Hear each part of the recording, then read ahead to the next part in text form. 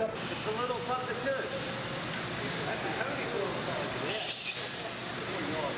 Nice and easy.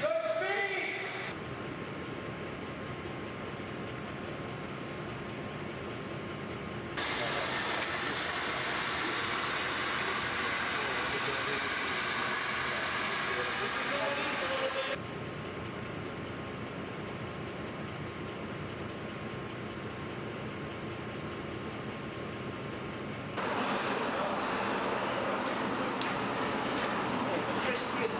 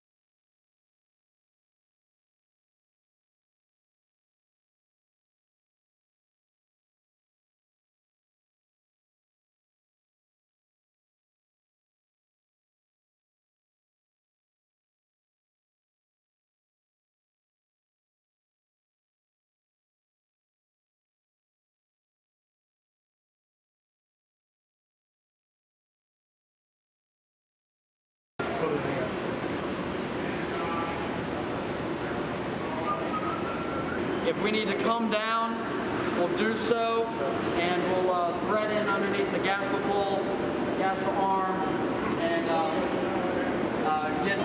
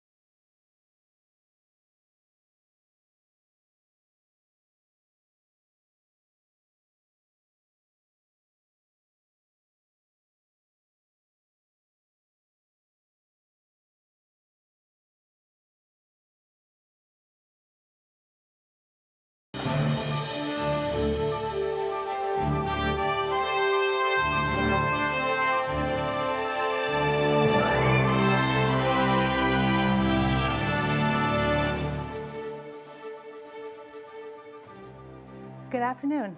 Thank you for joining us here at the Johnson Space Center for this briefing on the James Webb Space Telescope. Before I introduce our panel, let's learn a little bit more about the telescope.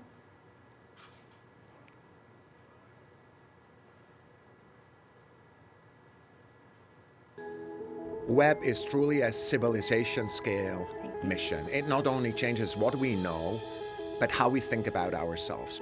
It will pick up where the Hubble Space Telescope and Spitzer Space Telescopes left off in their capabilities. And it lets us see out through 13 billion years of cosmic time to look at the first generation of galaxies that formed after the Big Bang. It will also look at these worlds out there, exoplanets, that may or may not harbor life.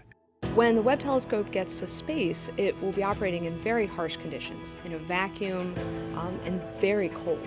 So we have to test that on Earth. At the Johnson Space Center, their Chamber A was used to do the thermal vacuum test. Chamber A was built for the Apollo mission. So they tested the Apollo spacecraft in it. And for the Webb telescope, we have totally taken that chamber and repurposed it. It's a multi-story thermos bottle in which we can pump all the air out and then chill it very cold. This critical test has been planned for a long time. It was a very long test, and we passed with flying colors. Webb is a partnership between NASA, the European Space Agency, and the Canadian Space Agency. Science is international because we bring the best to the table that everybody can offer. And it really takes a planet to make a telescope like Webb. It's pushing the limits of technology, and it's going to push forward the limits of science. It's an incredibly powerful tool to take the next step in space exploration. You know, I really feel fortunate to be living right now and be at NASA right now, because for the first time in history, we can address the question, are we alone in the universe, scientifically, with Webb as a major tool.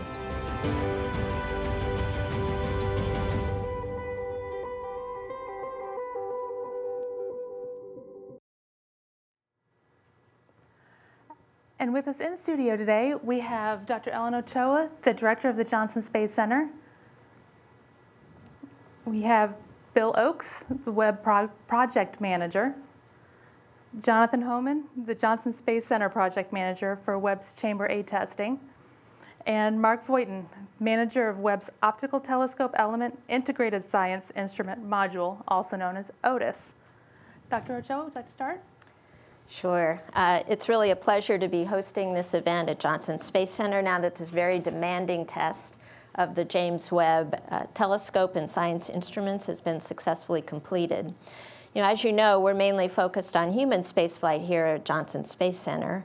However, NASA centers collaborate with and depend on capabilities at other centers. So Goddard Space Flight Center determined a number of years ago that our Chamber A would be the best choice for this test, once it had been modified to support the extremely cold temperatures and the other requirements that were needed for the test. Interestingly, during the time that we have been testing here, including the Pathfinder tests over the last couple of years, Goddard's acoustic chamber was used by Boeing to test the Starliner crew module for the commercial crew program. So just another example of looking across the agency for the right capabilities. But we have been really privileged to be part of this program. The telescope and the integrated science instruments arrived here last May. And then the Chamber A's 40-foot diameter door was actually sealed on July 10th and unsealed on November 18th. And the completion of this test is one of the most significant steps in the march toward launch. You'll hear from others on the team and that the team and the chamber performed wonderfully during Hurricane Harvey, thanks to thorough preparation for hurricanes and other emergency events. I did especially want to thank the folks that were here from Goddard or actually from other places around the country in support of the testing, all the non-Houstonians, because they really, in a way, became Houston citizens for a short time, and they chose while they were here to help out with Harvey recovery efforts in a wonderful spirit of community. JSC was the final stop in testing the telescope and science instrument system performance before launch. Its next stop is Northrop Grumman, where the combined telescope and spacecraft will undergo additional testing, and then on to French Guiana for the launch. So I'd like to turn it over now to the James Webb Space Telescope Project Manager, Bill Oakes. Thanks, Ellen. Before I get started, I do want to acknowledge we have numerous members of our outstanding JWST team sitting here in the audience today. And what I'm going to do is really look at this test from more of a big picture perspective, discussing what it took to execute the test, as well as issuing some very well-deserved thank yous. Both Jonathan and Mark will be talking more of the details of the chamber performance and the actual test itself. OTIS is the integration of the JWST telescope and its science instruments. This cryo test, if you're down at Johnson, with Goddard leading the OTIS flight hardware testing and JSC leading the chamber execution and operations, really completes the final phase of OTIS's environmental test program. The successful completion of this test represents a very significant milestone for JWST, as Ellen said, as we're marching towards launch and on-orbit operations. It verified the alignment of the telescope to the science instruments, the image quality of the telescope, as well as confirming the thermal performance of the telescope. And in the end, I'm very pleased to say that we now have verified that NASA and its partners have an outstanding telescope and a spectacular set of science instruments. The successful execution of this test, of a test of this magnitude and complexity, did not come easy. It took about 15 years of planning with thousands of hours of engineering meetings and independent reviews. It took an outstanding team to refurbish a chamber constructed during the Apollo era into the world's largest cryogenic chamber, and the construction of a brand new clean room. The complex optical test equipment required for testing took thousands of hours of design, manufacture, and test. Thousands of hours of chamber certification and risk reduction testing were executed to ensure optimal performance of the chamber, the optical test equipment, procedures, and personnel. The actual test took over 100 days of 7x24 operations, involving folks from all over the US, Europe, and Canada, and involved 2 dynamic NASA centers working together as one. And as mentioned, it survived Hurricane Harvey.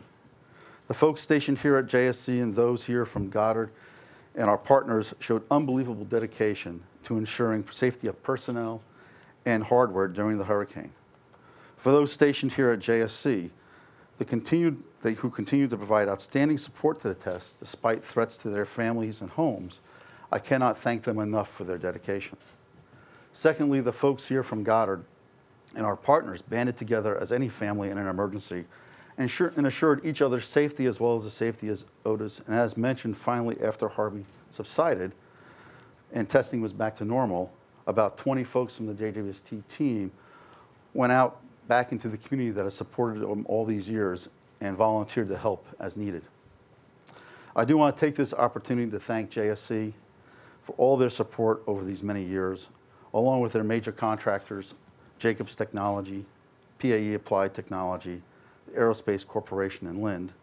I want to thank the Goddard team and our major contractors for OTIS, Harris Corporation, Northrop Grumman Aerospace Systems, Ball Aerospace, the Space Telescope Science Institute, ATA Aerospace, and Sierra Lobo for their contributions.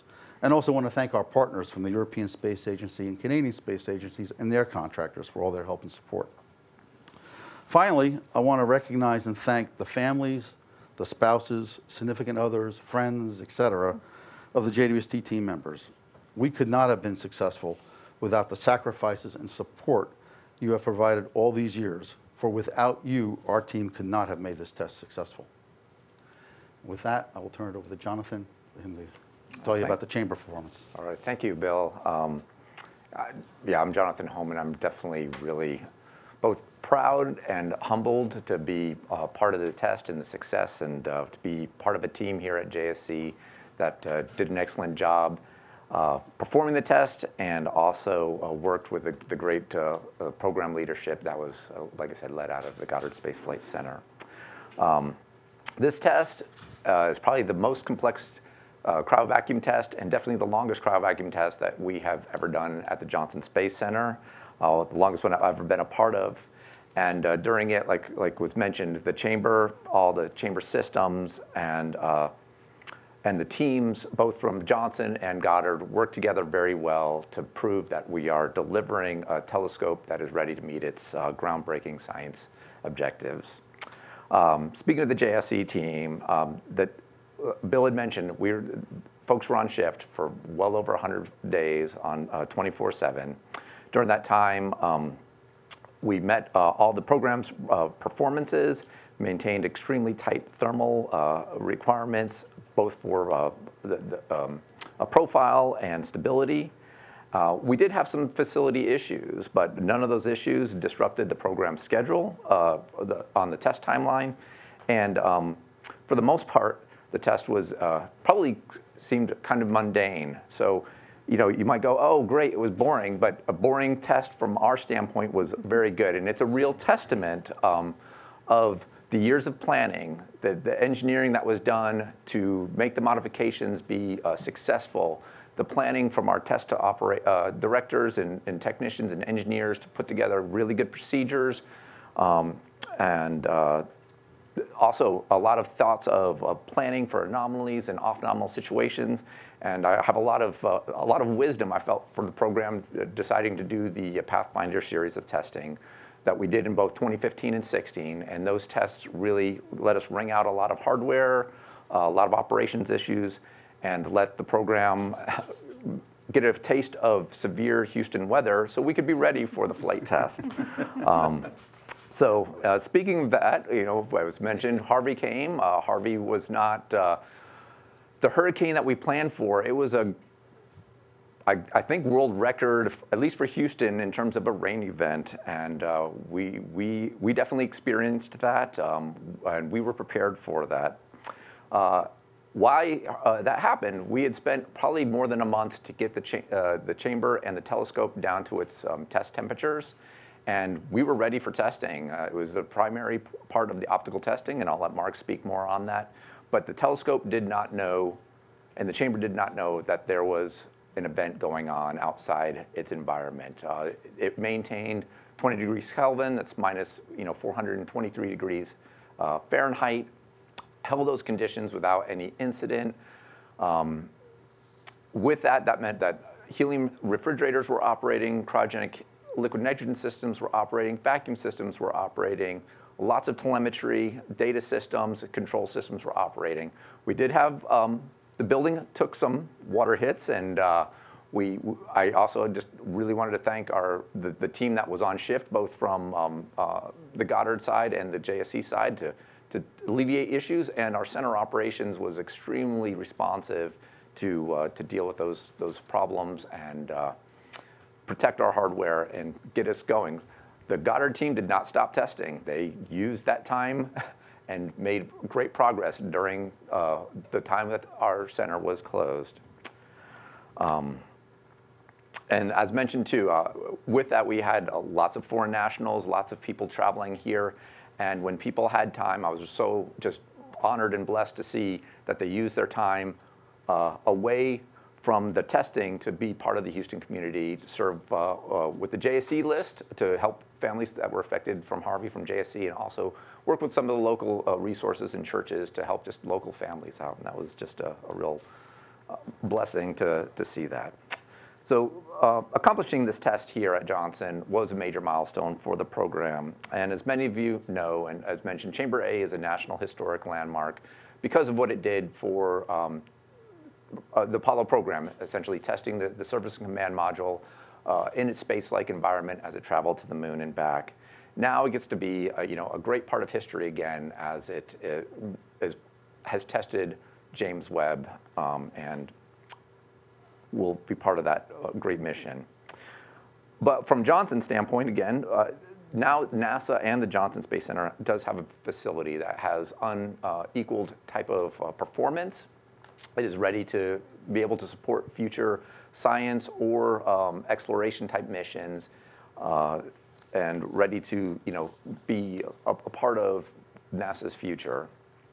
So with that, I just wanted to again say that I'm really grateful for what we were able to do, and I'm going to pass it on to Mark a little bit to talk about the optical and telescope portion. So this is Mark Voighton. Thank you. Great. Thanks, Jonathan. As you can see from Ellen, Bill, and Jonathan, they've all clearly conveyed the fact that we're extremely elated to be here, especially after the successful completion of our cryovacuum and optical testing of the world's most magnificent time machine, the Webb telescope. As you can imagine, an endeavor of this magnitude does indeed require the extensive planning, execution, and coordination of a cast of hundreds. Has been mentioned, it's a completely collaborative effort, and the collaborative spirit is rooted in the great teamwork from all the partnerships that have been forged between the NASA centers, our international agencies, their domestic partners that include all of the contractors and several universities, all of which have been mentioned in detail by Bill. And as you can imagine, the cooperation of this extensive team helped prepare and execute each phase of the telescope's integration and testing during its journey towards launch in 2019. As you know, last May we arrived, and with the arrival of the optical portion of the Webb Observatory here at Johnson, both Goddard and Johnson team members greatly anticipated the final and most complex test of the flight hardware to date that will be conducted here at JSC's historic Chamber A. The optical telescope element, an integrated science instrument module, otherwise known as OTIS, it's a lot easier to pronounce. It arrived carefully in a carefully engineered space telescope transporter for air, road, and sea shipping container, and was moved into the clean room in Building 32, where it was lifted onto the rollover fixture to be prepared for its test in Chamber A. Once it was in Chamber A, we roughly spent about a month cooling down to 40 Kelvin, or minus 233 degrees Celsius, and this was done in the world's largest space freezer, Chamber A. Once we got it down to temperature, it was time to get down to business, and we had a number of test objectives that we were able to achieve. I'll share a few of those with you. First of all, we proved out that our primary, secondary, tertiary mirror, as well as our instrument modules, are all aligned and aligned per the requirements. The next thing we proved was that the primary mirror, which as you know is made up of 18 individual segments, all operated together. 18 segments clearly appeared to be operating and aligned as one 6.5 meter monolithic mirror. That was a very large accomplishment in this test. We also proved, as Bill mentioned, that the thermal workmanship required to manage temperatures in all regions of the telescope and the instrument module was performing as expected. Also, we exercised a number of operational procedures in a day-in-the-life testing that simulated observation sequences and activities that would be similar to what we would do on orbit. The next thing we did is we confirmed that our integrated fine guidance system can track a simulated star through the complete optical system and adjust the position of our fine steering mirror to maintain correct observatory pointing. The next thing we did is we continued to confirm that our instruments are operating properly and functioning properly by completing their comprehensive performance test on each of 4 instruments. And lastly, for the very first time, the light of a simulated star was seen through the whole optical telescope and detected by each of the 4 instruments. So as you can imagine, as been mentioned, this was a very large effort. The expertise required to execute this test required more than 100 team members every day to maintain 24/7 operations. And as you know, it spanned a period of 100 days, and the actual test time started on July 13th and ended on October 21st. During that time, we executed over 100 procedures, and they varied in length from 30 pages to, yes, over 1,200 pages each. So a lot of paper if you would have printed those out, and we did. And although we didn't really prepare for Hurricane Harvey, we really were well prepared. As Jonathan mentioned, all of our preparation and the risk reduction testing done in the couple years before and the exposure to the inclement weather and the severe weather that Houston had to offer really did prepare our team to make critical decisions during the storm. And as a result of all that preparation, key decisions were made that really were able to maintain personnel and hardware safety during the storm. So after we completed the test, we warmed up to room temperature and returned to 1 atmosphere, and that took about a month. We spent a little bit of time evaluating Otis while it was in the chamber to make sure that it was still in the correct configuration to be safely removed from the chamber and rolled out and continue its processing and deconfiguration effort to lead us up to where we are this month. So at the end of this month, we will pretty much complete our time and effort here, and Otis will be carefully lifted back into STARS, the shipping container, and it'll begin its journey to Northrop Grumman and Redondo Beach, where it'll be integrated with its spacecraft element. So that'll also include the spacecraft bus and the sun shield. And together, for the first time as a complete observatory, JWST will endure its final acoustics and vibration testing prior to its shipment to French Guiana, its final earthbound destination prior to launch. I also want to thank everyone. I certainly want to thank the whole Otis integration and test team for just an absolutely amazing performance over many, many years. And during the 100-day test, really having to stay at the job at hand and stay focused through all of it.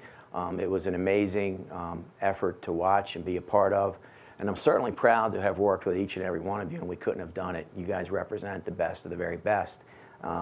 We would not have achieved what we did without you. But the one thing that I do feel very proud about is that I think we really have left, we will leave Johnson, and we will be in a position where the optical portion of the magnificent space telescope, that's Webb, is going to be ready to unravel the mysteries of the universe. So, thank you. Thank you, gentlemen. We will now go to questions. We'll start with reporters here in the room. Then we'll take some from the phone bridge. And if we've got some time, we'll take some from social media. If you'd like to ask us a question on social media, please use the hashtag AskNASA. So here in the room, Mark. Oh, thank you. Mark Carreau from Aviation Week in Space. Sorry about that. Mark Carreau from Aviation Week in Space Technology. Could you go over the cold vacuum soak, how many days continuous? I guess I'm a little confused on whether that could be broken up or it needed to be continuous, and if you're able to do that. And then could you speak to when the hardware will leave in a time frame, even roughly, how it will transport? And I know there's some discussion in Washington about the budget and continuing resolution. Would that, if there was a shutdown, have you prepared for that like you did for Harvey, or how would you deal with that? Thank you. I'll take that Yeah, one. They Bill, can take the rest. Okay, I'll take the timeline. we probably could both answer that, but Jonathan, take that. So it was essentially a single thermal cycle, and it was a cryogenic-only test. It spent about 30-plus days to get it down to temperature. We spent about a month at 20 Kelvin to complete those objectives, and then about a little bit more than a month again, another month to warm back up. Does that answer your question? Okay. I'll defer the next part of it. So which piece do you want to address next? Shipping. The shipping. And, So roughly, as I mentioned, we're finalizing our effort here. We've stowed all of the wings, and everything that had to be stowed is complete. We're entering into the final couple weeks. So at the end of January, beginning of February, we will load into the shipping container, move over to Ellington, and then be loaded onto a C5 and journey to Northrop Grumman. Okay, so as far as the question on the CR goes, right now, given where we are, the CR wouldn't, a government shutdown at this point would not be a major impact. We can define, if we're in the middle of critical operations here, those would continue to go. We had the last time there was an extended government shutdown, we were in the middle of testing our instrument package in a cryovac test, and we were able to keep testing during that. As far as the work out of our contras, for example, at Northrop Grumman, they are funded beyond that point. So they can keep working until that funding runs out. And we'll be working out over the next few weeks about how far that takes them. But right now, there would be no immediate impact. Any other questions from the room? Yes, sir. Eric Berger with Ars Technica. Tell me more about if you would, the simulated light from a star. How did that test work out, and what was it? What were you hoping to find out? And it sounds like it was a success. Okay, yeah, I'll answer that. Let's see. So yeah, that had to do with our fine guidance subsystem, which is used to ultimately, at the end of the day, once you go into a maneuver and start an observation, you want an all-out movement of the observatory. So what this test did is it directed light through the full optical train. That light was then, a centroid was generated to determine the position of the light. That centroid was shared back through the attitude control system, which then determined how much to move a mirror to track that star.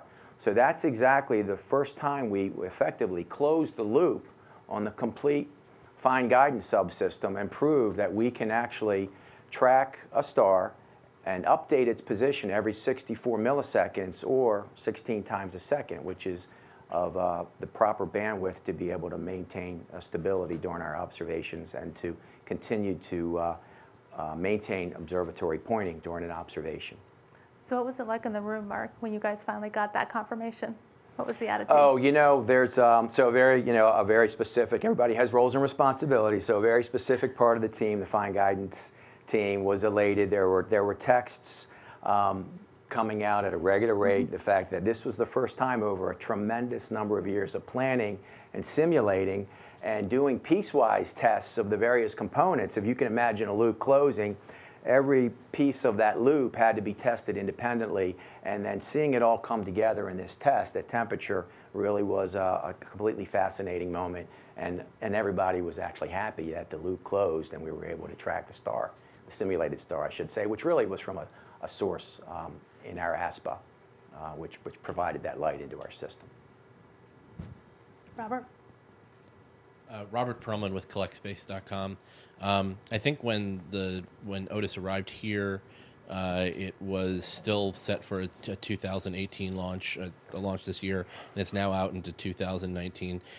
Given that schedule, was there any change to the schedule while it was here? Are you taking more time to ship it, or where does that extra time play in between now and launch? There was no change to the schedule here. Anytime you have something like that, you want to keep everybody marching to their schedule, right? Time is money, so I don't want to really spend more time here testing, because then it's going to cost more money, and that money is going to be needed to pay for the launch delay. So what will happen is when we ship from here and we head out to Northrop Grumman, we will complete our post-ship functional testing out there, and then basically it will wait for the rest of the observatory to catch up to be ready for observatory integration. And it was mentioned how Chamber A is now ready to support additional future projects. Is there anything pending going into Chamber A now that it's upgraded? Is there any specific next program that's going to use? There is nothing specific. We've been looking at different things with both Orion and commercial cargo, commercial crew type of things are there, as well as we've met with some of the future science missions to talk about, how they might possibly use the chamber for some, like I said, the next generation type of science observatories. Any other questions in the room? All right, we'll go to the phone bridge. For those on the phone bridge, please press *1 if you have a question. And if your question's been answered, please press *2. And we'll go with Sarah. Hi, this is Sarah Lewin from Space.com. I was curious if you knew about the nature of the most intense tests in store for the rest of the telescope beyond the optical element. You want me to? Yeah. Okay, so you're looking at the future going forward. When we get forward, right now out on the West Coast, I'll kind of walk you through the timeline, and I'll highlight the ones where we would say we have the most worries. We are finishing up the folding and stowing of the sun shield after a successful deployment this past fall. When that's completed, the integrated sun shield and spacecraft will now go through essentially its series of environmental tests. It'll go through acoustic testing, vibe testing, and thermal vac testing. When that comes out of thermal vac testing, it will then go through another sun shield deployment. When that deployment is completed, we will then integrate Otis to the sunshield, and at that point we'll have a full observatory.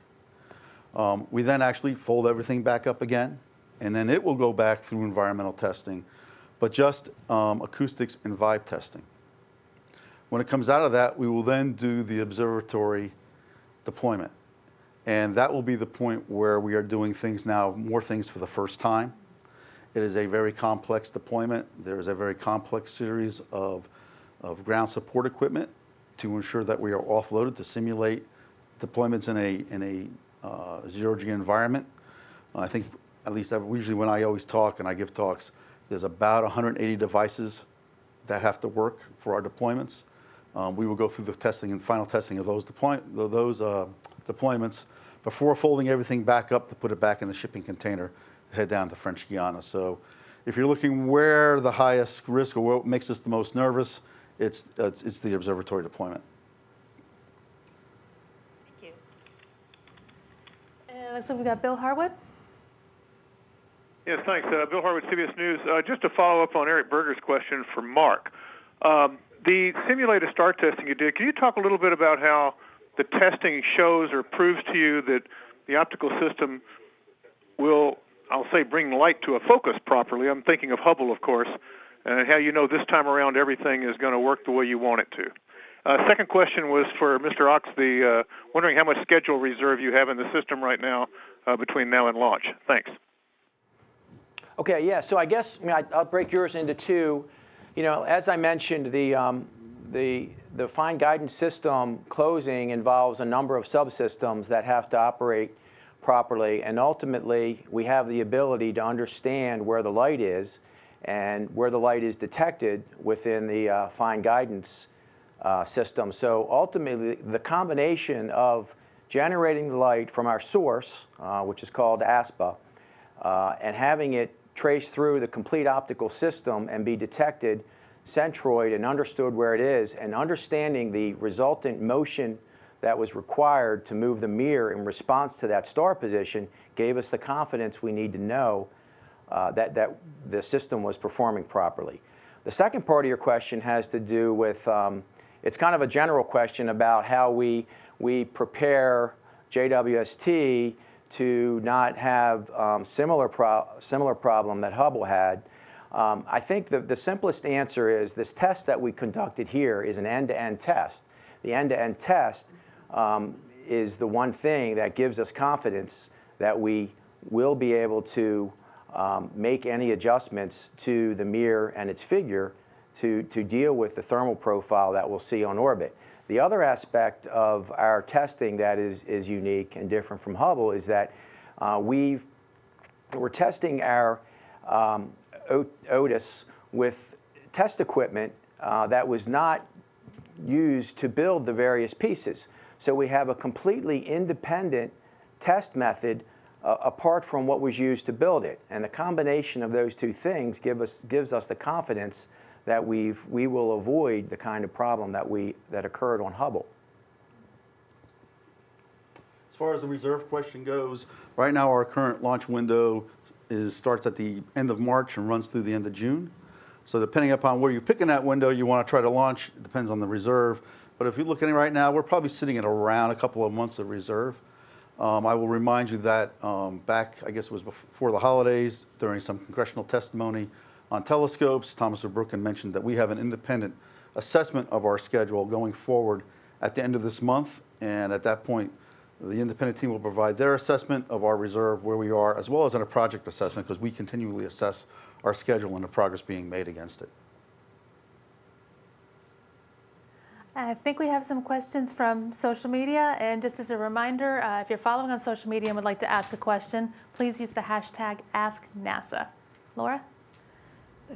Our first question from social media is about the chamber. So what changes were required to test the telescope as opposed to meeting the demands for Apollo? Okay, so Apollo was a kind of a thermal vacuum test. So it had both a hot and cold. So Apollo had a solar simulators and the environment was not as cold as James Webb. So it kind of rotated the Surface Command Module from a solar wall to the deepest space and was able to test the thermal performance of the Apollo Surface Command Module. James Webb did not need to see the sun. The primary telescope is on the dark side of the sun shield, so we needed to create the cryogenic environment, which was much colder. So that environment was probably about 100 degrees Kelvin. We were operating at about 20 degrees Kelvin. We had to build a new helium refrigeration system and a new helium shroud that's about 45 feet in diameter and 70 feet tall that Otis spent those 100+ days in that environment. Another question is, how does being cold benefit Webb, and how is that different than Hubble? I'll take that question. So we're different in Hubble in many ways. Two of the bigger ways is, one, we're much larger than Hubble. All you got to take is a look at the size of our primary mirror and the size of Hubble's primary mirror. But the other part of that is, whereas Hubble is a visible light, primarily a visible light telescope, we are an infrared telescope. So for us to be an infrared telescope, we have to be at very cold temperatures to be able to detect the light from the early beginnings of the universe, and as it goes through the universe and goes through a shift into the infrared, we use those cold temperatures to be able to detect those signals coming from the early aspects of the birth of the universe. Do you have any other questions, Anna? Yes, ma'am.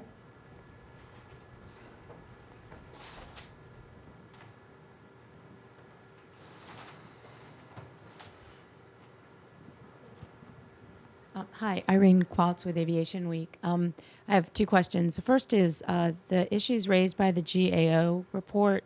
I think that was in December. Have all of those been addressed, and is there any additional cost estimate of the project with the additional delay announced at then? Well, the GAO report, their annual audit report, has not been released yet, so I'm not sure which report you're talking about. To tell you the truth, I have an exit briefing with them on Friday. As far as cost goes, right now our costs cover the launch delay. Back in 2011, when we did the replan, we did have the foresight to say, we could slip the launch, so we make sure there's money in the back end of that budget to support a launch delay. Thanks. And regarding the chamber at JSC, does Goddard pay JSC for that, or how is that? How is that figured in the budget? That's part of our budget. Yeah, the testing. Okay, thanks. Do we have any others on social media? What are some of the most exciting discoveries you're looking forward to? They're all looking at me. I think the list is long. Yeah. Well, let's see. None of us are scientists that are sitting up here, so probably what we think is exciting might be a little different than other folks. Personally, I think seeing some of the first light images will be very exciting, but also the exoplanet. I think that's, especially over the last couple of years with the emphasis placed on exoplanets, there could be some really exciting discoveries made there as far as finding some of those planets that are already been identified as kind of Earth-like. Being able to take a look at them on our telescope to see if they have some of the basic elements of life would be very exciting. And of course, and if you talk to any of my science friends and also to us, the biggest, some of the most exciting things that came out of Hubble are the things that were never expected. And that will probably be the same with JWST. Jonathan, how long did it take you guys to get the chamber ready to welcome Otis? So we first started talking requirements with the program on details in 2004, and then we were funded in 2007 to start working the requirements. And so essentially the major build was probably from 2009 through 2012. And then we started doing chamber performance testing, and then of course the series of risk reduction testing through 15 and 16. So it's been more than a decade of from requirements to execution. So you guys really have become one big team between Goddard and Yeah. JSC. Do we have any other questions here in the room? Do we have any more on social media? Well, any last thoughts, you guys? No, we still have it's a very exciting time, but we still have a lot of work in front of us. So there's a lot of excitement ahead. We all hope it's going to be very boring. because boring is good. And we hope that when we launch the boring is the only excitement should be when we see science. But this has been a great achievement, and like I think we've all said, we want to thank the teams here, the teams from Goddard, from all around the world who've helped out with this, because it's a very exciting time. It's been a little stressful at times, but now we're looking forward to moving forward. Well, you can now say it survived a hurricane. Yep. We've anything. survived almost every major natural event except for a couple, and those are the ones that kind of occur in California, so we're worried about those. Let's not jinx it.